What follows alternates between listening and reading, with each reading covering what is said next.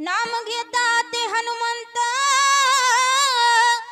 नाम घेता ते हनुमंत, नवरत्नाचा हार घातला सीतेने गळ्यात।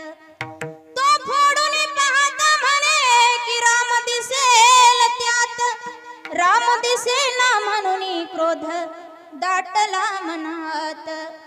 फाडून या आपली छाती दाखविले सीतापती, फाडून या आपली छाती दाखविले सीतापती। ऐसी आहे राम भक्ती भजन करूया।